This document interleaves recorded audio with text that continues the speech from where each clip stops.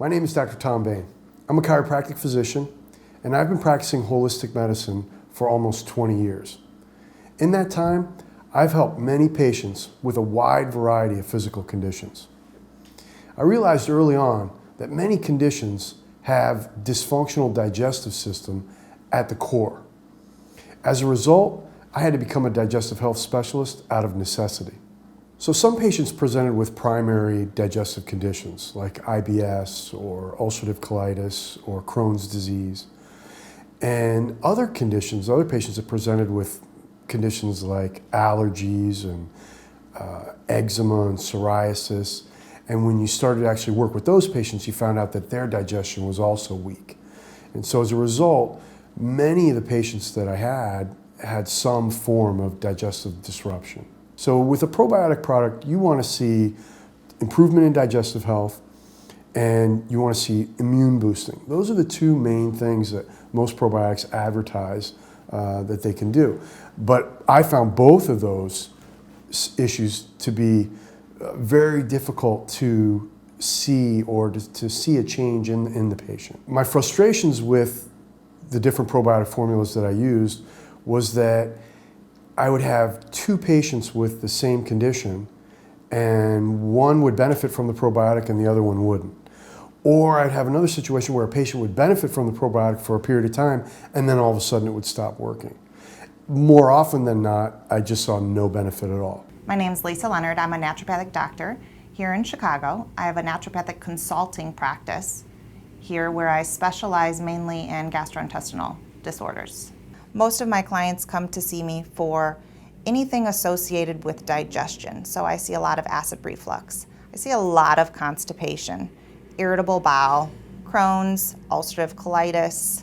My name is Patrick Brenner.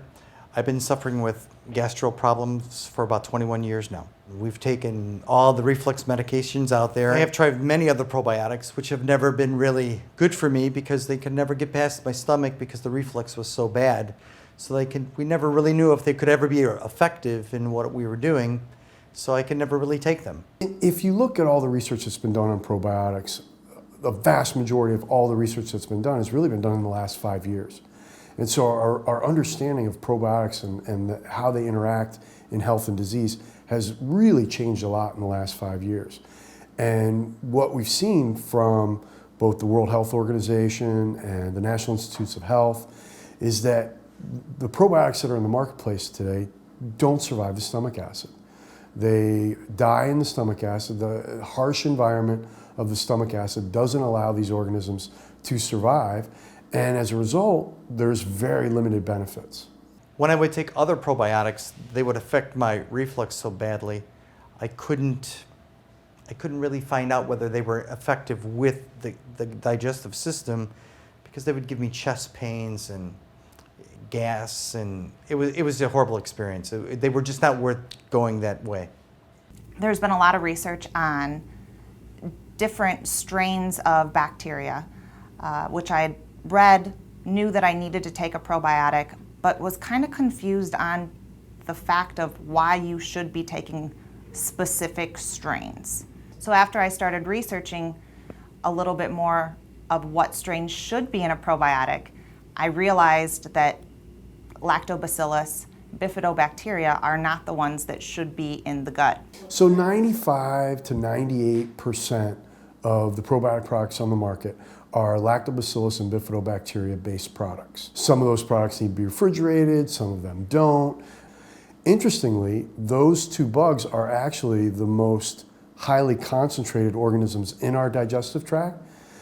But what we understand is now, thanks to the science, is that the idea of taking this bug orally and having it go live and seed the digestive tract, that theory has been debunked. So we get our lactobacillus and our bifidobacteria from our mother. And so we get those bugs initially during development through the fetal blood flow, then through the birth process as a baby passes through the birth canal, and then lastly through breastfeeding up to the first year of life. There's a lot of probiotics in breast milk. And so those organisms are anaerobic organisms. That means that they cannot survive in an oxygen-rich environment.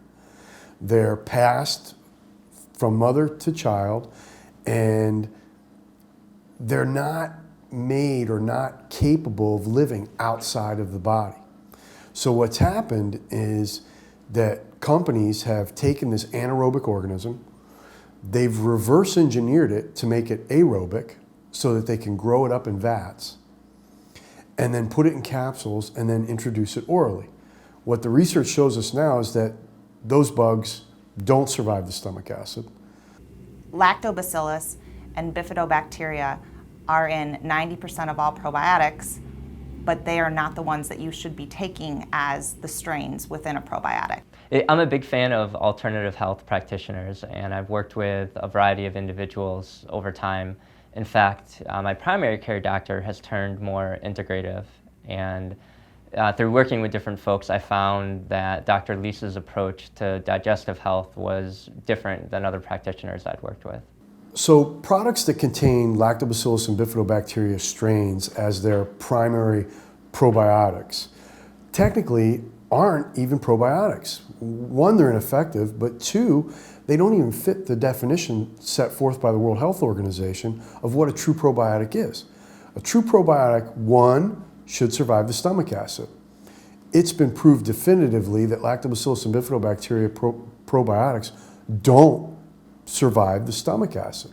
The other very important point is that a true probiotic must exist in your digestive tract as well as in your environment.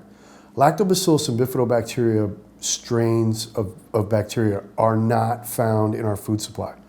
They don't exist outside of the body because they're anaerobic organisms. They can't exist in an oxygen-rich environment. Working with digestive health and introducing me to things like higher level or higher quality probiotics than I'd been taking was something different than I dealt with other doctors. I've taken Metagenics, I've taken Udos, I've taken some off-the-shelf type that my parents got from Costco, and having taken so many brands, I was very skeptical about being introduced to another brand. So very few organisms fit the definition of what a true probiotic is. But there is one category of organisms that are very interesting, and those are called bacillus spores. There are a number of different bacillus bacteria that are probiotic organisms, and they exist in spore form. And when they're in their spore form, they have the capacity to survive the stomach acid 100% intact. Interestingly, bacillus spores have been used in other industries for over 50 years. So the pharmaceutical industry has used bacillus spores as prescription probiotics for over 50 years. Bacillus spores are in the gut in numbers around 1 million. Therefore, you can take a probiotic with 4 billion and actually have the stimulatory effect on your immune system that a true probiotic is supposed to. Bacillus spores are universal probiotics. They are found in the digestive tracts of insects, animals, marine life, and of course humans. Research shows that the development of the human immune system is dependent on exposure to one of these bacillus spores. So that is not just immune stimulation, but actually immune development is dependent on exposure to one of these bacillus spores. MegaSporeBiotic is the first pharmaceutical grade spore form supplement available exclusively to physicians. This supplement has changed my practice dramatically. The results I'm seeing with my patients are really, truthfully unbelievable. MegaSpore is made of spores, which has made all the difference in the world for me. It is made, it's brought me back to life. I'm able to actually eat real food again. And obviously I have to always be concerned about what I eat, but I could slip up every now and then right now. When I started to read about MegaSpore, it was very interesting in the fact that it was different. It was much different than what any other research I had seen before. So I thought it was worth the risk, and I was willing to take the chance with reflux if I could get some help. MegaSporeBiotic has definitely changed a lot of my clients' opinions of what a probiotic is. They've taken some in the past. They've been very skeptical when I've said that they need to take a probiotic. They'll say, oh, I'm taking Activia.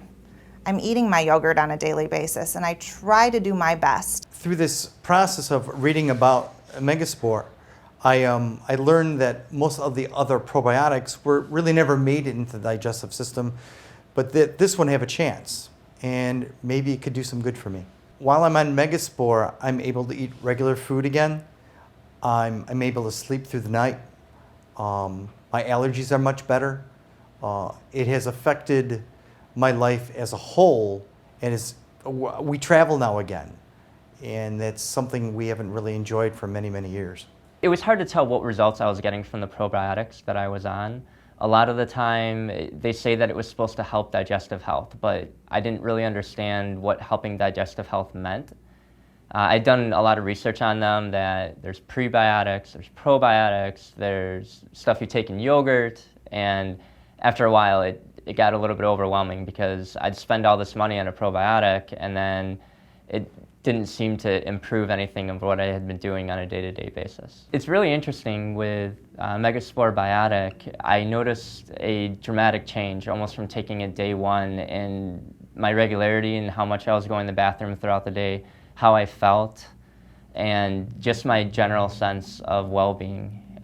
Having taken some of the other probiotics on the market, I never saw any type of results like that. Maybe I felt slightly better one day, but it wasn't a repeatable thing like I saw with MegaSporeBiotic. A research study performed at Reading University in England took 35 of the most widely used probiotic strains in the marketplace and found that none of these strains completely survived the harsh environment of the stomach. How were our ancestors exposed to these organisms? Our ancestors did not have a refrigerated section at their health food store. So where did they get their probiotics if they weren't in their environment? And so a true probiotic must exist in the digestive tract as well as in our environment where we can gain access to them through our food supply. Lactobacillus and bifidobacteria are great in childbirth and through breastfeeding being passed from mother to child, but they do not survive outside of that environment. MegaSporeBiotic, I feel, is that true probiotic that we've been looking for, but we really didn't know exactly what a true probiotic is. My clients seem to love it. They've noticed that when they come off of probiotics, they notice a difference. As I've been researching the bacillus spores, I've come to realize that it's been used as a prescription since the 1950s in Europe. I'm excited that they're available here in the States as MegaSporeBiotic. Consistency of MegaSporeBiotic was amazing. Just taking it twice a day, and it's a simple pill. I thought it was going to be this very complex thing, and I was going to feel terrible while on it, and I've felt better than I ever have. I would recommend MegaSporeBiotic to anyone out there who's thinking about taking a probiotic, whether you have a digestive problem or you don't, because I think it'll make you a much healthier human being. MegaSporeBiotic has eliminated my frustration in dealing with my digestive health patients. If you'd like to experience MegaSporeBiotic and all the benefits it has for you and your practice, or if you'd like some more information about MegaSporeBiotic, go to our website at gomegaspore.com.